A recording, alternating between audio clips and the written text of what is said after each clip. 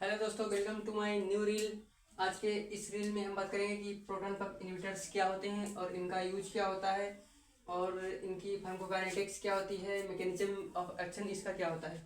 तो सबसे पहले जानेंगे कि प्रोटॉन पंप इन्वर्टर्स क्या होते हैं। तो पीपीआईज यानी proton pump inverters are a class of drug that reduce the stomach acid, जो कि हमारे पेट में जो एसिड सिक्रेट होता है उसको रिड्यूस करते हैं and often use to treat acid related disorder. और इसके अलावा जो भी जितनी हमारे एसिड रिलेटेड जितने भी डिसऑर्डर होते हैं उनको भी ट्रीट करता है।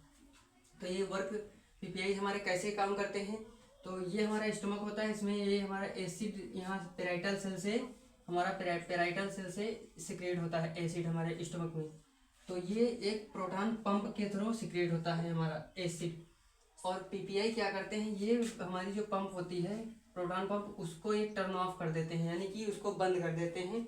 और ये जो प्रोडक्शन ऑफ एसिड है स्टमक में वो रिड्यूस हो जाता है। अब बहुत सारे पीपीआईज हैं हमारे, जैसे कि ओमेप्राजोल, ये ओमेज के नाम से कैप्सूल आते हैं हमारे ओमेज। इस ओमेप्राजोल, लेंसोप्राजोल, पेंटोप्राजोल, इसके पैंट 50 के नाम से आपने सुना होगा कि ये आते हैं कैप्सूल। रेविप्राजोल, ये हमारे जितने भी ओमेप्राजोल, इसोमेप्राजोल, लेंसोप्राजोल, पेंटोप्राजोल और रेविप्राजोल, ये हमारे सारे पीपीआईज होते हैं। अब बात करेंगे इनकी मैकेनिज्म ऑफ एक्शन की, ये काम कैसे करते हैं। तो सबसे पहले PPIs proton pump inhibitors inhibit the gastric proton pump hydrogen potassium एटिपेज।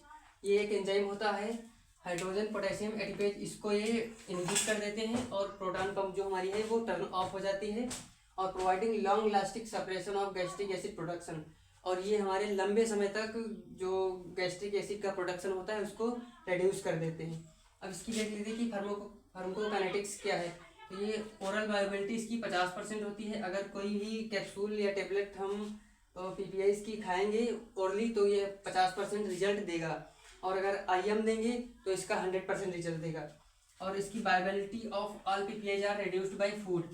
अगर हम जितने भी पीपीआईज हैं, ऑल पीपीआईज अगर हम खाने के बाद लेंगे तो ये हमारी जो बायोबिलिटी है ड्रग की वो रिड्यूस हो जाएगी, यानी कम हो जाएगी। क्योंकि जितने भी पीपीआईज हैं वो हम सारे पीपीआईज हम इम्पटी स्टमक में लेते हैं, यानी खाली पेट जितने भी पीपीआईज हैं वो खाली पेट लिए जाते हैं। अब इनका एब्जॉर्प्शन देखेंगे तो एब्जॉर्प्शन इंटेस्टाइनल होता है, मेटाबॉलिज्म हेपेटिक होता है, एक्सक्रेशन रीनल होता है और हाफ लाइफ इसकी 1 से 2 घंटे होती है। अब बात करेंगे इसकी यूजेस की। तो इनका यूज हमारा GERD डिजीज में किया जाता है, जिसे गैस्ट्रोइसोफेगल रिफ्लक्स डिजीज कहते हैं। और स्ट्रेस अल्सर यानी कि जब किसी व्यक्ति को स्ट्रेस, तनाव, चिंता हो जाए तो उसके पेट में एसिड का सिक्रेशन हो जाता है, जिससे उसे पेट में अल्सर हो जाता है।